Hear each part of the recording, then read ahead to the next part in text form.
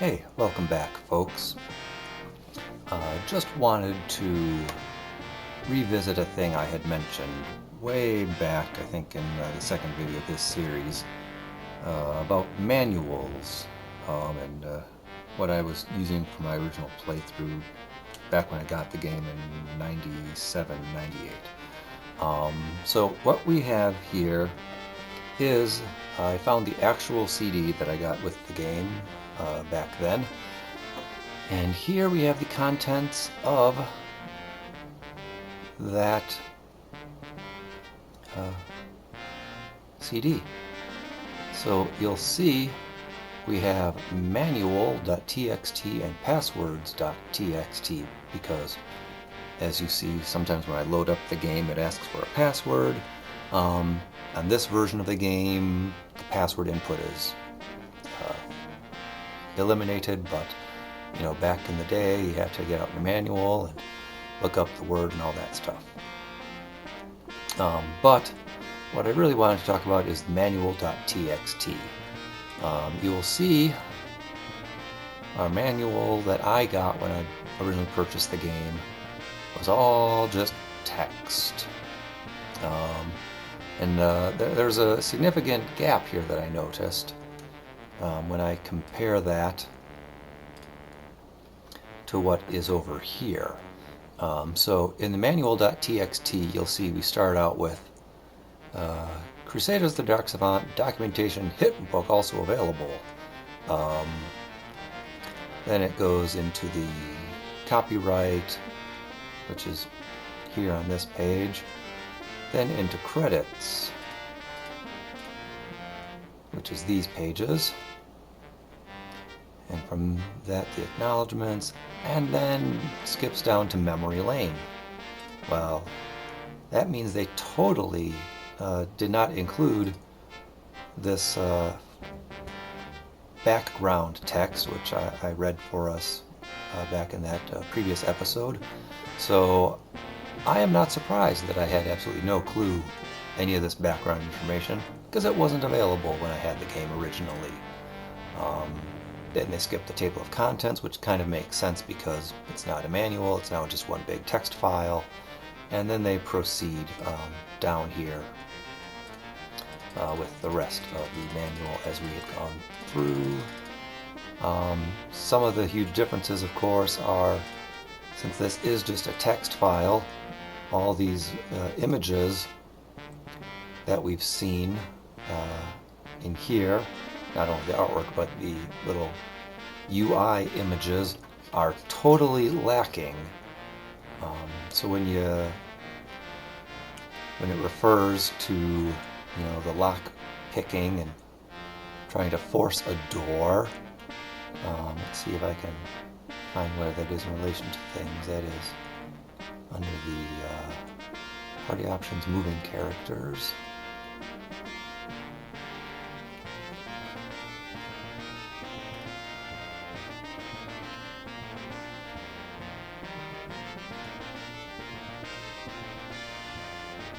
Okay, refer to the locked doors section, so we have to go a little bit further.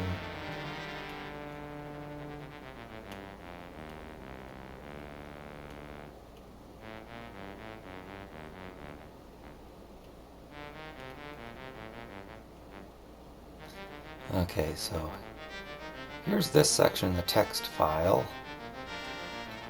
And here, of course, is the section in the manual. Well,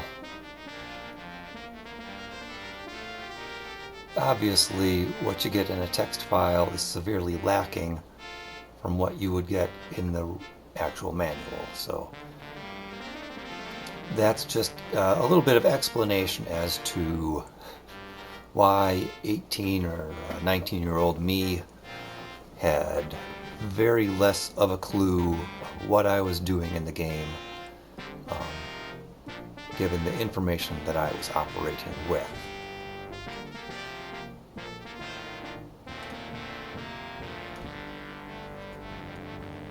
Now I would like to show you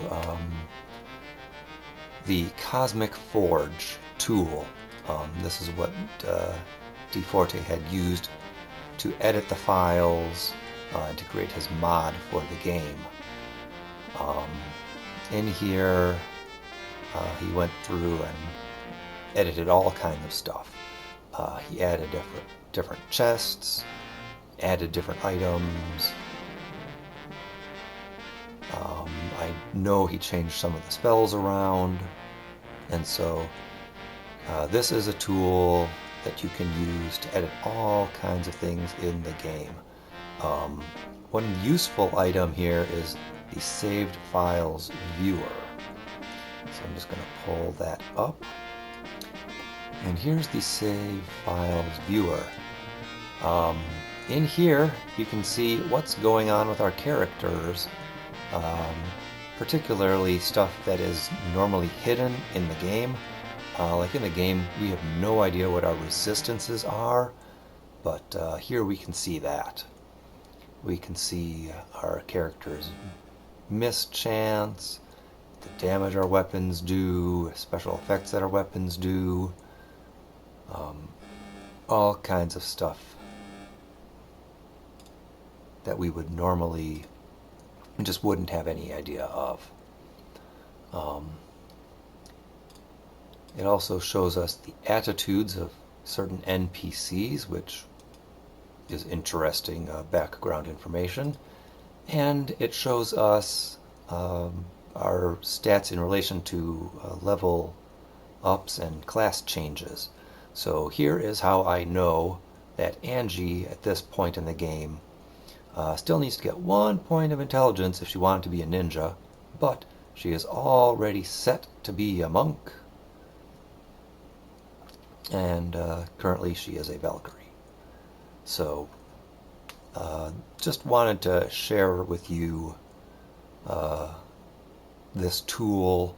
It's been in my video description a bit for a while, but just wanted to show you, in case you haven't looked at that, what this tool can do for you.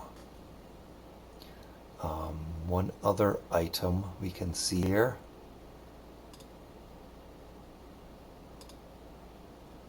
is the game information viewer. There we can see a lot of changes that have happened into the game. For instance, let's just compress all these columns.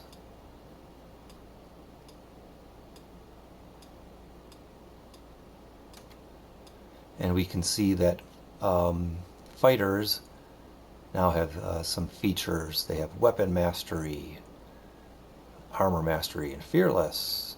Mages now have the elemental shield ability, which I think I've pointed out in a previous video. Of that is the random little number in a colored box that appears on our screen in combat.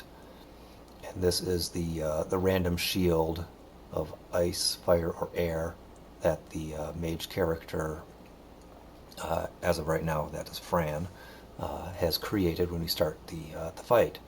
I did not realize there's also this little prayer feature. Oh, it grants a little extra melee damage modifier at the start of our combat. That is a feature of our priest.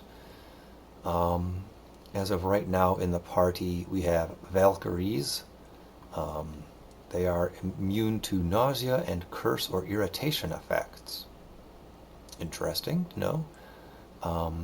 We have a samurai in the party right now, which has no special benefit.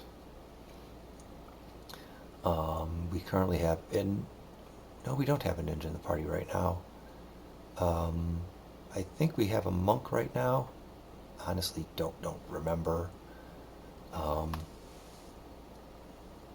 I know I'm doing some some class changes, but I don't remember.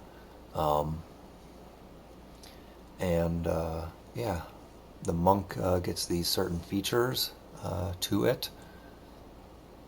Some of these were already in the game. For instance, I know that the monk previously had dodge and deadly strike features and silent caster.